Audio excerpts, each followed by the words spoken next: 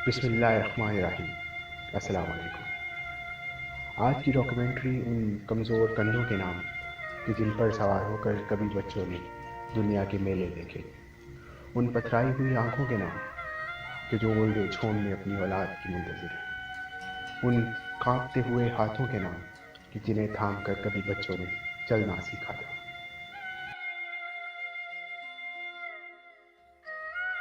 मेरे कदम लड़खड़ाते थे, वो मेरी उंगली थामे मुझे चलना सिखाता था। मैं दुनिया से नाआशना था और वही मेरी दुनिया था। मेरी नैनी ज़बां कुछ कहने से कासिर थी, मगर वो मेरे इशारे समझता था। अपने सपने उन्होंने छोड़ मेरा मुस्तकबिल बुन रहा था। उसके दिन कठिन थे, मैं फिर भी नवाब था। उसकी हर हाँ मेरी हाँ से जुड़ी थी। वो पसीने में शराबूर रातों को घर लौटता, मुझे सोए हुए चूमता था। वो पुराने कपड़े पहनता था और मुझे हंसपे फरमाइश नए जोड़े दिलाता था। उसकी मोहब्बत बेलौस थी, वो कुछ नहीं मांगता था, वो कुछ नहीं कहता था। उसके लबों पर कोई शिकवा था ना कोई एहसान जताता था। बस कभी कभी इतना सा कहता था, अगर तुम मुझको बुढ़ापे के हाल में देखो, उखड़ी उखड़ी चाल में देखो, मुश्किल माकूल साल में देखो, बेटा सबर का दामन थामे रखना। कड़वा है पर घूंघ के झकना। उफ न कहना, उससे का इजहार न करना, मेरे दिल पर वार न करना। मेरी खांसी सुन सुनकर अगर तुम सोए सोए जाग उठो, मेरी खांसी सुन सुनकर अगर तुम सोए सोए जाग उठो, तो मुझको दम खिड़की ना देना। ना ही कहना जाने दिन भर क्या क्या खाता रहता है और रात को घूम करता रहता है। वो बस इतना कहता था।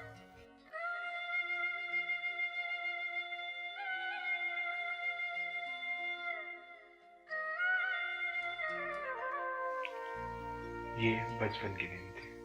फिर वक्त बदला। मुझे उसकी हर कुर्बानी उसका फर्ज लगने लगी थी। मुझे उसकी हर नसीहत में बचपना दिखाई देता था। मैं काम करने लगा था, पैसा कमाने लगा था। मेरी आवाज़ उसके सामने बुलंद होने लगी थी। वो जिसने तमाम उम्र मेरा बोझ उठाया, मुझे बोझ लगने लगा था। और फिर एक रोज़ मैं उससे कहने लगा, पापा आज ज़रा बाहर चलते हैं, ज़रा हवा बदलते हैं, वापसी पर दवा भी लेते आएंगे। वो पहले ही मेरी तवज्जो का मुंतज़िर था। मेरे साथ हो लिया और मैंने उसे ओल्ड एज होम छोड़ दिया। बहुत से झूठे वादों के साथ, झूठी उम्मीदों के साथ और उसकी सिसकियों के साथ। ये कहानी है एक बेटे की जो जन्नत का रास्ता कहीं छोड़ आया था। अब सुनिए जन्नत के दरवाजे की कहानी। वालेकुम सलाम जनाब, खैरियत? जी आप ठीक है? जी बिल्कुल ठीक है। आपका नाम? मेरा नाम मोहम्मद बशीर है। अच्छा। मोहम्मद बशीर। अच्छा, आपकी उम्र क्या है? मेरी उम्र 77। 77। क्या कहेंगे जब वो बच्चों में वो मोहब्बत नहीं है इतनी कि अपने मतलब आप छोड़ के वो चले गए हैं, इसका मतलब है उनकी हमारे साथ कोई किसी किस्म की कोई लगन नहीं है, कोई मोहब्बत नहीं है, हमसे जान छुड़ा।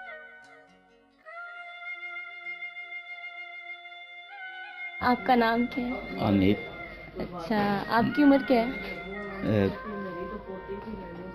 75 साल है। 75 साल। आप कहाँ के रहने वाले हैं? मैं इधर सदकाबाद का रहने वाला हूँ। कितने अरसे से यहाँ पे आप? बस ये टांगे टूट गई थी मेरी, ये दोनों, एक अच्छा। और हड्डियाँ नहीं है, वो दोनों टूट गई थी। गाड़ी चलाता था ना, तो एक्सीडेंट हुआ ना, तो दोनों टांगे टूट गई। जी, कितने अरसे से आप इधर रह रहे हैं? 1.5 साल हो गए। 1.5 साल। बच्चे हैं आपके? आप तो बच्चे हैं, वो आते हैं मिलने आपसे? कितने महीने बाद, 1.5 महीने बाद चक्कर लगा के चले गए। तो उनके पास क्यों नहीं रहते आप? बस उन्होंने घर से निकाला हुआ, कमाता था ना तो खुश थे। अभी मैं मसाज हो गई हूँ। क्या कहते हैं कि क्यों निकाला है कि आप? बस मर्जी के मालिक है जी। मैं अकेला हूँ तो क्या कर सकता हूँ। शादी हुई है बच्चों की?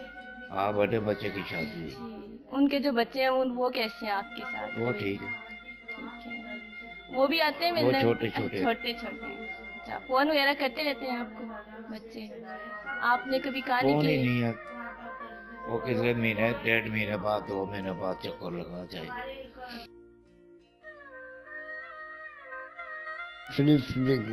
अच्छा, कितनी उम्र है आपकी? वो साल है बेटी, 92।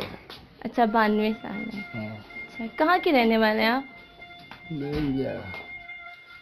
अच्छा, तो कितने अरसे से हैं इधर? ये 11 साल हो गए। 11 साल। मोहम्मद फरीद है। आपकी उम्र क्या है? मेरी हो गई 50 साल। 50 साल। अच्छा, आप कितना अरसा हो गया आपको यहाँ पे?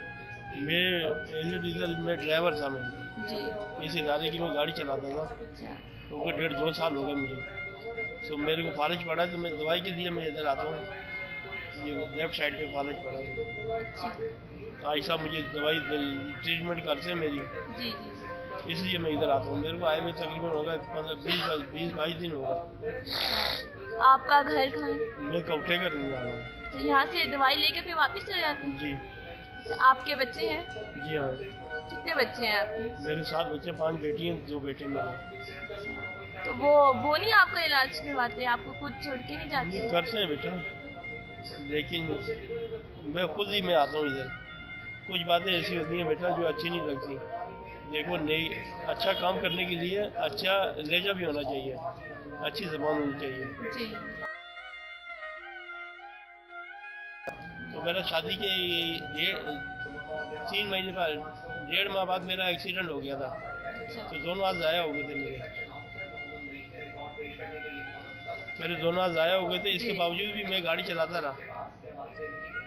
तो आपने कभी उन्हें नहीं कहा कि आपके दोनों हाथ ज़ाया हो गए थे, फिर भी आपने कमाया और उन्हें पाला, और वो फिर भी ये कहते हैं कि आपने कुछ भी नहीं किया उनके लिए?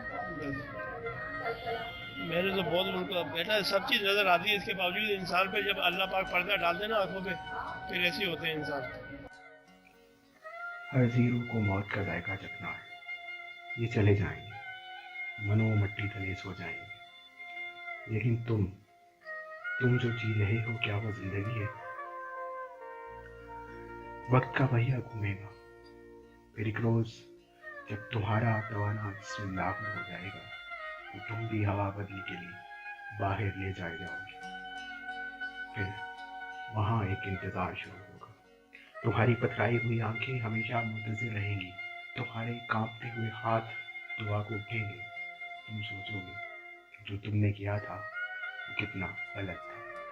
अपने वालिदैन की कदर कीजिए, हमें बोलना सिखाने वाले हमारी बदजुबानी के हकदार थोड़ी हैं। ज़रा नहीं, काफ़ी सोचिए।